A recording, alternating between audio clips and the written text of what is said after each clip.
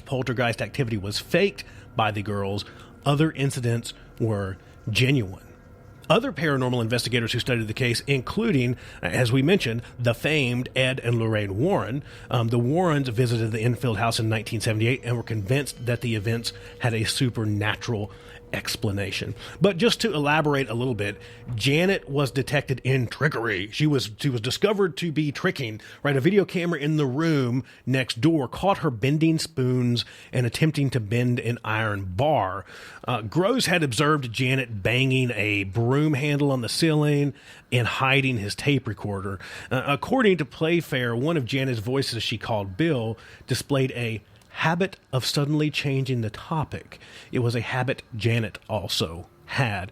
When Janet and Margaret admitted to the pranking journalist, Gross and Playfair compelled the girls to retract their confession.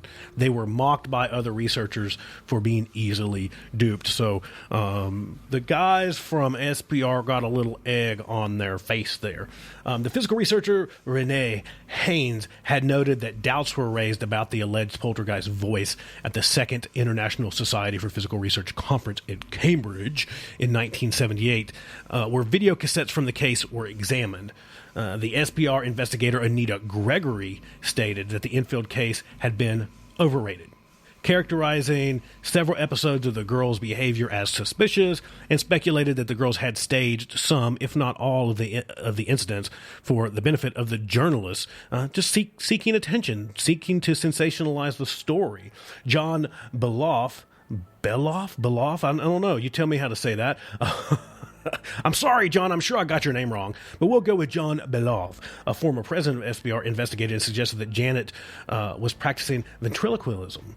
Both Beloff and Gregory came to the same conclusion, that Janet and Margaret were playing tricks on the investigators.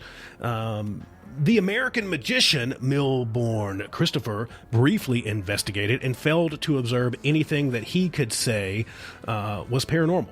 And he was dismayed by what he felt was suspicious activity on the part of Janet. So there's a lot of stuff stacking up here to go, maybe sorta it was all fake, or maybe sorta a good chunk of it was fake, and maybe there was a touch of real or somewhere in between. I will let you be the judge of that. You tell me. Again, slide over to sugoodman.com or palehorsemedia.co and use that little handy dandy contact form.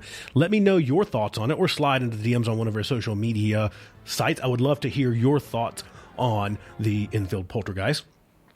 So, skeptics have argued that the alleged poltergeist voice that originated from Janet was produced by false vocal cords above the larynx and had phraseology and vocabulary of a child. So it just didn't align. In a television interview with BBC Scotland, Janet was observed to gain attention by waving her hand and then putting her hand in front of her mouth while she claimed the disembodied voice was heard. During the interview, both girls were asked the question, how does it feel to be haunted by a poltergeist? I don't know. I think I'd answer like fucking crazy. But Janet replied, it's not haunted. And Margaret is, in a hushed tone, interrupted and said, shut the fuck up. Right? Maybe I added the fuck. But she said, shut up. These factors have been regarded by many as to, evidence to prove that maybe this isn't so real. There's been a lot of folks that have just looked at this and go, trickery. It's trickery. So although Gross made tape recordings of Janet and believed no trickery was involved, there's a lot of folks that have examined this stuff later, basically saying that no, this was all trickery. None of this was real. This was just girls seeking attention. They were just trying to seek attention. In later interviews, the daughters were interviewed, Janet and Margaret Hodgson, as we said, the two that were at the center of the case. And Margaret recounted that this is her quote, we was all in a terrible state, very scared and tired of it, and it got worse as time went on. Janet summed it all up by saying, I was used and abused. There was levitation, there was voices, and there was, there's kind of like a pause, there was that curtain thing that wrapped itself around my neck, which was quite life-threatening for me and brought it home to me that this could kill you. So was it really a poltergeist? Was this a true phenomenon of the paranormal? Or, could this activity be blamed on children creating mischief, just seeking attention? There were many bystanders who thought the family, that they were just invented it all, that they were using basic conjuring tricks, that they were using kind of that old school kind of necromancer stuff, tie a string to a bell and tie it to my toe and make it go ding-a-ling-a-ling-a-ling or something like that, right? In order to get news, right? In order to get a better house, in order to anything, right? Just to get attention. But although Miss Hodgson was a single mother with 4 children, she was in a good house, and she was really concerned about staying there. That's one thing that we had not mentioned yet. That, because the real question is like, okay, if you have a real poltergeist going on, how the fuck do you protect your family from something that you can't see? To me, the correct answer is you get the fuck out of that house, right? But she was really concerned with staying in the house. She basically said that, look, I've given my kids a stable home. I want to maintain a stable home, and I don't want to leave. I don't want to uproot their lives. I don't want that to happen.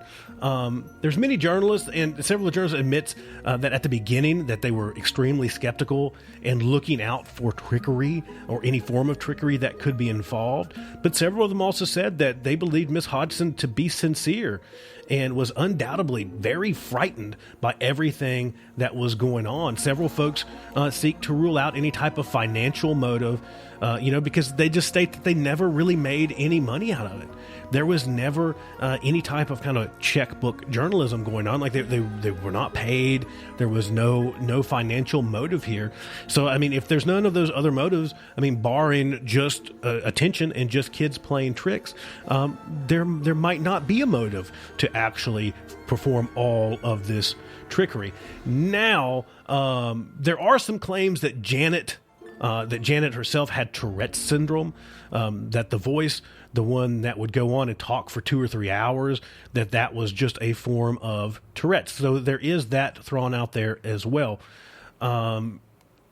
Janet goes on to say that, she says this: I don't care what they think. I know what happened, and I know it was real. So it leaves us here. Who knows? Was the Enfield Poltergeist real? Was it a real haunting? Was it not? Was it just kids doing some pranks that got out of hand and then just evolved into whatever it became? Was it just a ploy for attention by the mother and the children, or just the children and the mother was just unaware? And who knows, maybe the girls had everyone fooled, or was it a full-bore poltergeist? Was it something in between? I'll let you be the judge. There's a lot of great stuff out there about the Enfield Poltergeist. Again, you can go watch the movies. Again, it is a little Hollywoody, right? The Conjuring 2. But it does follow along somewhat. There's a lot of great articles out there. There's a lot of great podcasts out there on that you can dig in, and I will allow you to be the judge. The one thing that we can say is that when you have furniture floating, when you have a curtain wrapped around your neck by an invisible force that's trying to kill you, when you're a parent and there's a possible, invisible force tormenting you and your children, that is a really fucking scary story. Have you had a really fucking scary experience? Have you seen a ghost? Have you been on a macabre adventure? Would you like to share it on air? Would you like for us to tell that story? Or you just have something horrid that you would like for us to talk about? Head over to pellhorsemediaco.com. Use the contact form to let us know all about it. Make sure that you subscribe. New episodes come out every single Friday. We look forward to continuing this creepy, crawly, morbid, macabre, and grotesque adventure with you, the listener. We love you, and we will see you soon. Thank you for joining us today on our trip into the dark. We hope that you join us again next week for all things horror, all things macabre, all things grotesque, here on Really